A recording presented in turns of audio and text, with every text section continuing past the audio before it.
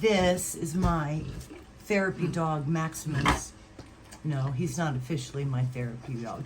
He's unofficially my therapy dog. And he's looking at the camera, and he doesn't even know he's being filmed. But he gets filmed all the time. So I wanted him to meet you and you to meet him before I get off on my way here. Oh boy, are you gonna stay up here while I read it, are you? No, I don't think so. Thriving at work, bring a Rottweiler with you if you want to thrive at work, right buddy? Hi everyone, this is Beth, week 6. And this week we talked about thriving at work. And this week I also found out I have pneumonia. I went to urgent care yesterday. So I'm relying a lot on what I've written here to get me through this. So that's just life right now. Okay, so thriving at work.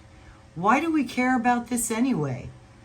Organizations seek thriving employees because they report less burnout, because the way they work generates rather than depletes resources. So it's important that organizations create, fuel thriving employees at work. One thing of particular interest is how thriving employees generate more innovative behavior, which brings more creative ideas. Sounds a little bit like the upward spiral of positive emotions, where we get more creativity in having positive emotions at work.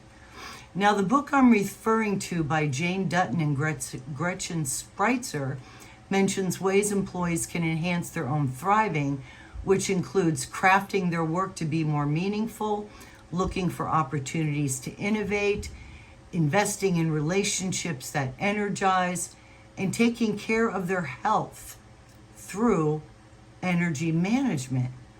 But as good as those ideas are, I would like to focus more on what the employers can do to build a thriving workforce. So they talk about what employees can do. I'm going to focus and I'm more interested in what employers can do to build a thriving workforce, because after all, with about 40, this is like a low estimate, 47 and a half hours of work, which in that includes minimal driving time, employers need to step up and help their workers, because the workplace can be either uplifting or negative. And negativity, as we have learned, is stress and other negative emotions. So employers need to think about how to help their workers thrive.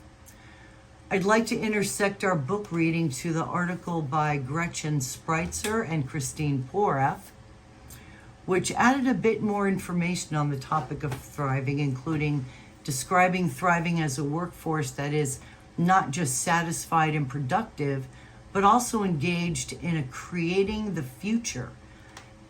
Engaged in creating the future for the company they work for, as well as their own future.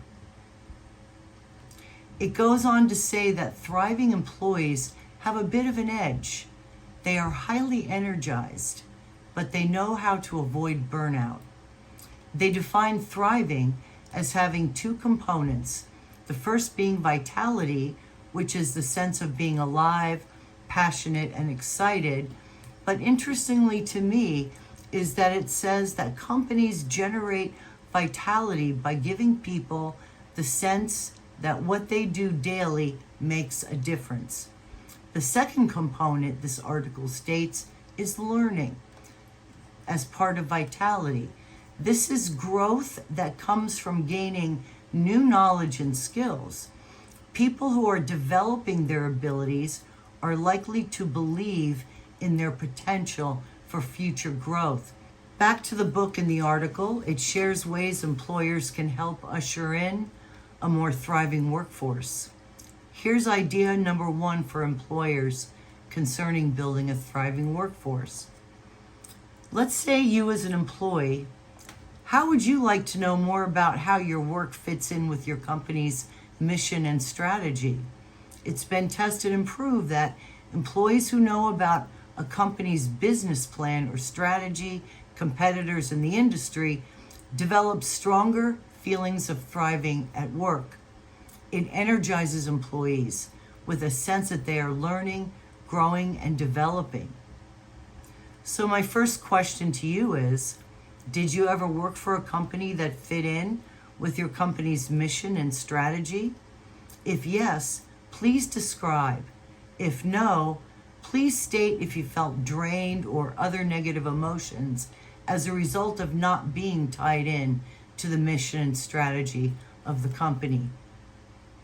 Here's another idea for employers concerning building a thriving workforce.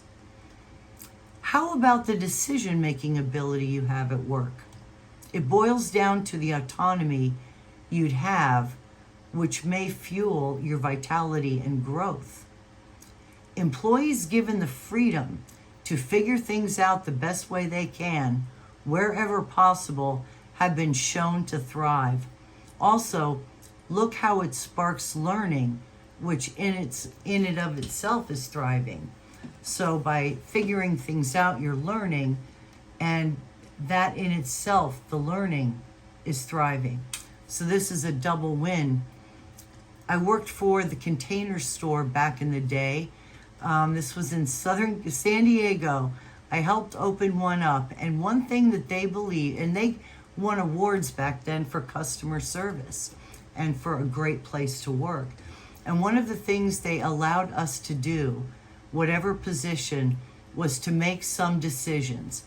And they specified which ones. For example, if something came up without a price, guess what? We got to say what the price was. Or the customer could say what the price is. None of this price check stuff. It didn't happen. And that did make a difference.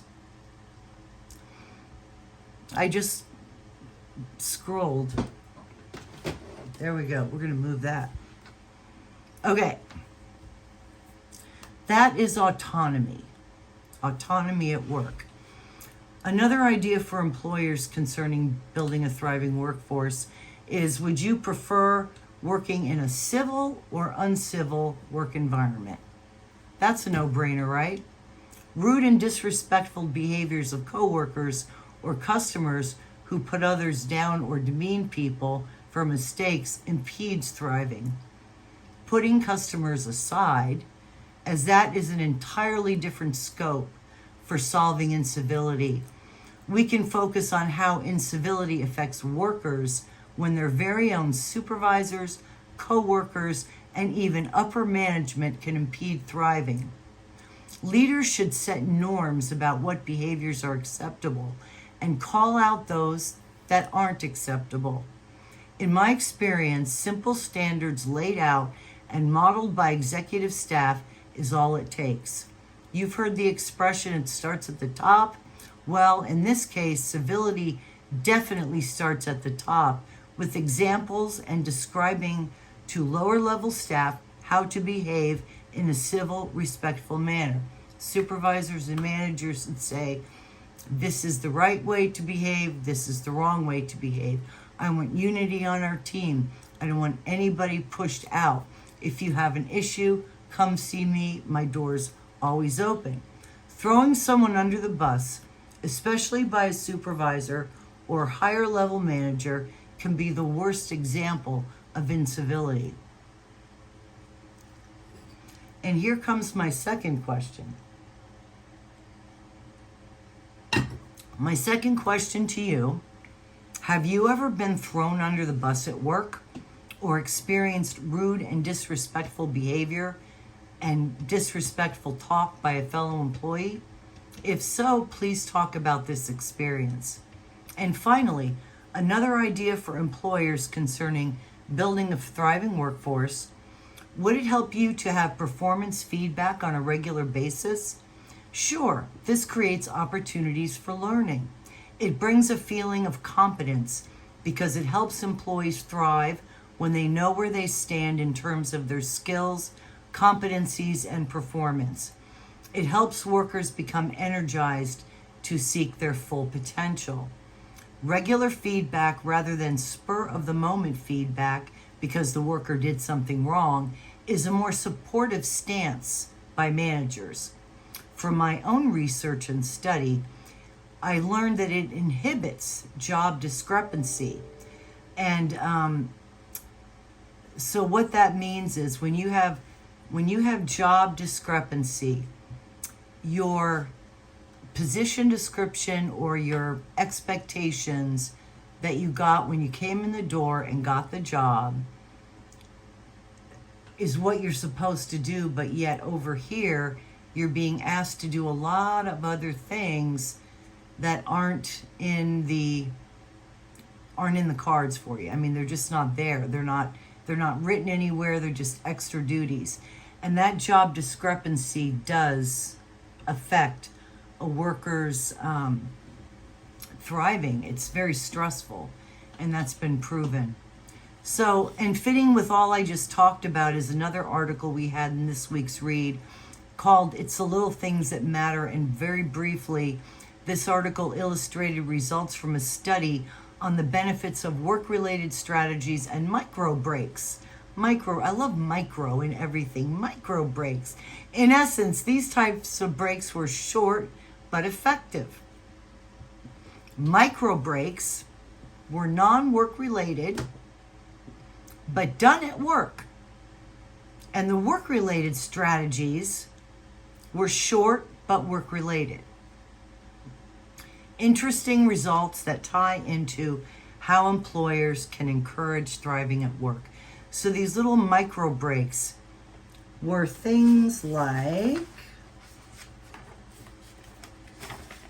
micro breaks. Drink water, have a snack, go to the bathroom, drink a caffeinated beverage, do some form of physical activity, including walks or stretching. And one more, talk to someone about common interests. This is 6 out of 22 for micro breaks. Notice how these are your own things. They're non-work related. Whereas work-related strategies included checking email, switch to another task, make a to-do list, offer help or to someone at work, talk to a coworker or supervisor, and learn something new. Those are 6 out of 20 strategies for work-related strategies. So that gives you an idea. Okay, so that's it for this week. This is Beth signing off, and I will see you week 7. Take care and enjoy your weekend.